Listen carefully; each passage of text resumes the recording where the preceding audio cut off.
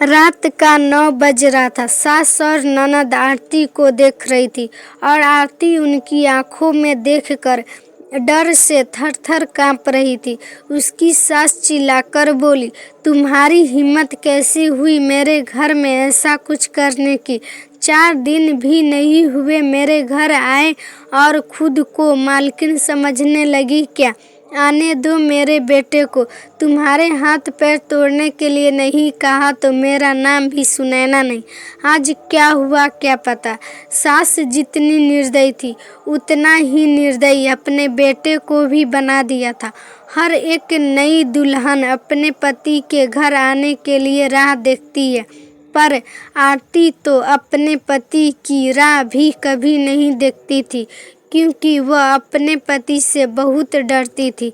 मन ही मन में भगवान का नाम ले रही थी कि उसका पति आज घर पर नहीं आए, पर जब तक उसका पति घर पर नहीं आए तब तक उसे उसकी सास खाना खाने नहीं देगी। इतनी निर्दयी थी। उसकी सास ने रसोई घर को ताला लगा रखा था। ऐसा क्या हुआ था कि सुनैना आरती को इस तरह का दुख दे रही थी? और आरती के पति मतलब अमर का ऐसा क्या स्वभाव था कि नई दुल्हन होकर भी वह अपने पति की राह नहीं देखती थी?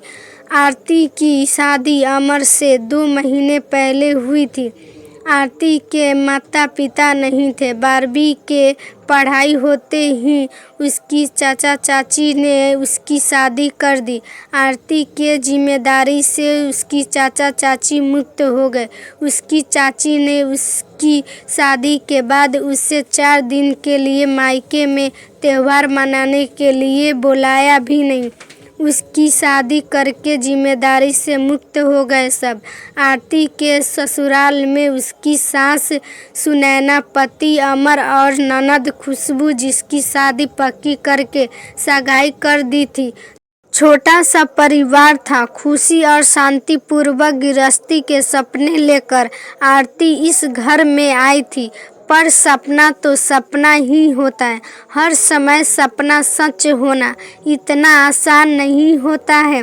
उसकी भी खुशी गृहस्थी का सपना तो सपना ही रह गया। आरती की उम्र 18 की पूर्ण हो गई थी और अमर 30 का था। दोनों के बीच में 12 साल का अंतर था। सास सुनैना ने आरती के लिए 10 नियम बनाए थे। सुबह 4 बजे उठकर पूरे घर की साफ सफाई करना, फिर नहाकर भगवान की पूजा करने के बाद में रसोई में जाना, हमेशा सर पर पल्लू रखना, सबसे पहले खाना ना खाना, मतलब सबके खाने के बाद ही आरती खाना खाती थी। ऐसे और भी कितने नियम कायदे सुनैना ने आरती के लिए बनाए थे। आरती को यह नियम पालन करना ही पड़ता था, पर अभी उम्र ही क्या थी उसकी। उस वक्त उसके हाथ से अगर भूल हो भी जाती तो उसका पति या उसकी सास या फिर उसकी ननद उसे सजा दे ही देते थे। उसे मारने पीटने में भी कोई कमी नहीं रखते थे। उससे 5 साल बड़ी ननद खुशबू उस पर हाथ उठाने के लिए आगे पीछे भी नहीं सोचती थी। शादी को 10-12 दिन हुए थे। हर रोज अमर 8 बजे तक आ जाता था, पर उस दिन 10 बज गया था तब भी अमर नहीं आया था। आरती को बहुत जोर की भूख लगी थी। उसने खुद के लिए थाली बनाई, रसोई में खाने के लिए बैठी। अभी पहला ही निवाला मुंह में डाल रही थी, तभी उसकी सास ने देख ली। उस पर उसकी सास बहुत चिल्लाई और आरती से सहन नहीं हुआ। तभी आरती बोली, वह अभी तक नहीं आए, मुझे बहुत भूख लगी थी इसलिए खाने के लिए बैठी। सास कुछ बोलने वाली थी, तभी खुशबू आगे आई और आरती को चाटा मार दिया। तुम्हारी हिम्मत कैसी हुई मेरी माँ के सामने बोलने की? तुम्हारे घर में तुम्हें खाना नहीं मिलता था क्या?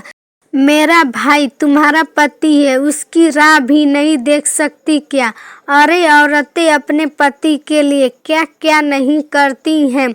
उतने में सास बोली, रहने दे खुशबू, किसको संस्कार सिखा रही हो? माँ बाप तो रहे नहीं। चाचा चाची ने कैसी लड़की को पल्ले बांध दिए। रहने दे, तू चल बाहर, मैं ही रसोई में ताला लगा देती हूँ और उसे रसोई से बाहर धकेल कर ताला लगा देती हूँ।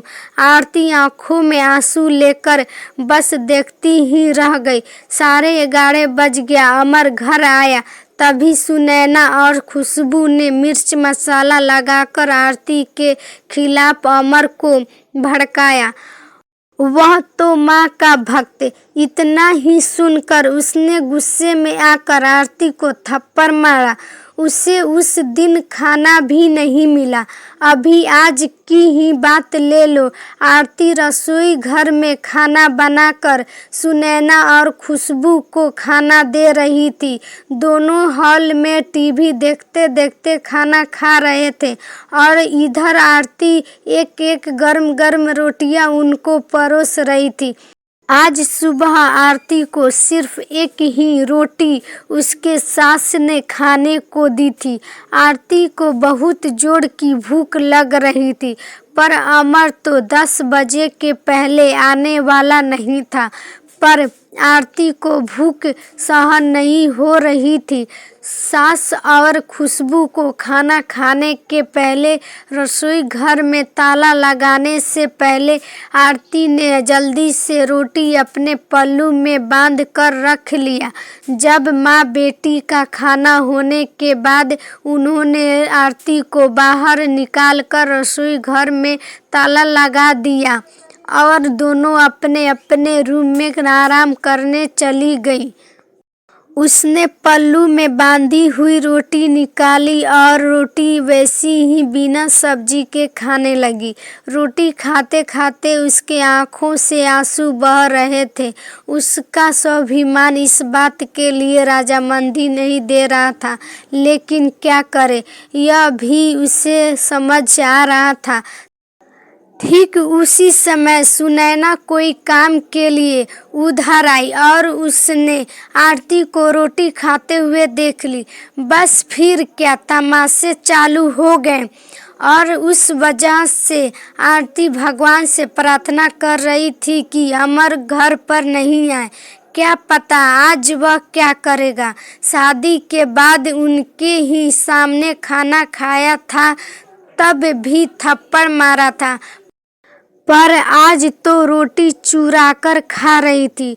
थोड़ी देर बाद अमर घर पर आया तो आरती का दिल जोर जोर से धड़कने लगा। डर के मारे पसीने से भीग गई। कुछ ही मिनटों बाद अचानक से अमर का जोर से आवाज आया, आरती जल्दी बाहर आओ। आरती डर से थर थर कांपती हुई बाहर आई। देखा तो सास अभी भी शेर की तरह उसकी तरफ देखकर घुर्रा रही थी। खुशबू भी मन ही मन में मुस्कुरा कर देख रही थी और अमर के आंख खून के जैसे गुस्से में लाल हो गया था। जैसे ही आरती अमर के सामने आई, उसने आरती के बाल को पकड़कर जोर से धकेल दिया। आरती बहुत जोर से चिल्लाई, तेरी इतनी हिम्मत हुई कि तू अपने ही घर में चोरी करती है? रुक, तुझे तो मैं अभी दिखाता हूँ। बोलते बोलते अमर ने अपने कमर का बेल्ट निकाला और आरती को मारने लगा। आरती जोर जोर से रोती हुई, दर्द से चिल्लाती हुई उससे माफ़ी मांग रही थी, पर उसके पति को और घर में रहने वाले 2 औरतों को उस पर दया नहीं आई। आरती को सहन नहीं हो रहा था। तभी उसने अमर को धक्का दिया और घर के बाहर भागने लगी। तभी अरे पकड़ो उसे, बाहर भाग गई। सुनैना अमर को बोली। तभी अमर बोला, जाने दो माँ, भाग भाग कर कहाँ जाएगी। कहाँ, उसे पालने के लिए उसके मायके वाले हैं जो उसे संभाल लेंगे। आएगी वापस घूम के यहीं पे, जाने दो उसे। पहले मुझे खाना परोसो, मुझे बहुत भूख लगी है। अमर का बोलना सुनकर सुनैना ने अमर को खाना खिलाया और आज भी सभी खाने के लिए बैठे, पर आरती की याद किसी को भी नहीं आई। बाद में थोड़ी देर बाद आरती घर में आई। उसे देखकर तीनों राक्षस जैसे हंसते हंसते उसके सामने खड़े हुए। हाँ गई क्या वापस महारानी? क्या हुआ, मायके वालों ने घर में नहीं लिया? सुनैना ने उसे ताने मारे। तभी अमर ने उसे बोला, जब तक तू मेरे पैरों पर अपनी नाक नहीं रगड़ेगी तब तक मैं तुझे घर के अंदर आने नहीं दूंगा। मुझे धक्का देकर चली गई थी ना। हाँ भैया, इतनी जल्दी से माफ़ मत करना। आज अगर इसे माफ़ कर दिया तो कल यह सर पे चढ़कर नाचेगी। ऐसी लड़की का क्या भरोसा? अरे भरोसा तो अभी हमें तुम पर भी नहीं रहा। जो अपनी भाभी का सम्मान नहीं कर सकती, वह लड़की मेरे घर का क्या मान बढ़ाएगी? अचानक आरती के पीछे से खुशबू के होने वाले ससुर की आवाज़ आई और वो अंदर आए। उन्हें देखते ही तीनों के चेहरे का रंग ही उड़ गया। अरे समधी जी, आप कब आए? सुनैना साड़ी ठीक करके माथे पर पल्लू लेकर बोलने लगी। उसी वक्त आए जिस वक्त आपकी बहू रास्ते पर डर कर इधर उधर भाग रही थी। अच्छा हुआ अभी से ही तुम्हारा असली चेहरा हमें दिख गया। मैं आया, नहीं तो मेरा घर की बर्बादी हो गई होती। अगर ऐसी बहू मेरे घर आई होती तो खुशबू के होने वाले ससुर उसके तरफ हाथ दिखाकर बोले, नहीं नहीं, आपको कोई गलतफहमी हो रही है पापा। आप अंदर तो आइए, मैं आपको सब समझाती हूँ। खुशबू ऐसे बोली तो उसके ससुर बोले, कौन से पापा, कैसे पापा? माफ़ करो हमें, अब आपके साथ कोई भी रिश्ता नहीं करना। और जो आपको समझाना है ना, वो बाहर खड़ी पुलिस को बताना। अचानक पीठ के पीछे से पुलिस अंदर आई। पुलिस को देखकर उन तीनों की बोलती ही बंद हो गई। क्या बोले कुछ समझ में नहीं आ रहा था। तभी सुनैना नरम आवाज से आरती को बोली, अरे बहू, छोटी बात पर कोई पुलिस बुलाता है क्या? छोटी सी गलतफहमी हो गई है ना। और ऐसी छोटी बड़ी परीक्षा हर एक औरत को शादी के बाद देनी ही पड़ती है। और यह तो तुम्हारा ससुराल है ना। ससुराल वालों का मान रखना तुम्हारा कर्तव्य है बेटा। माफ़ कीजिए सासू जी, मुझे ऐसी परीक्षा देने का कोई शौक नहीं है।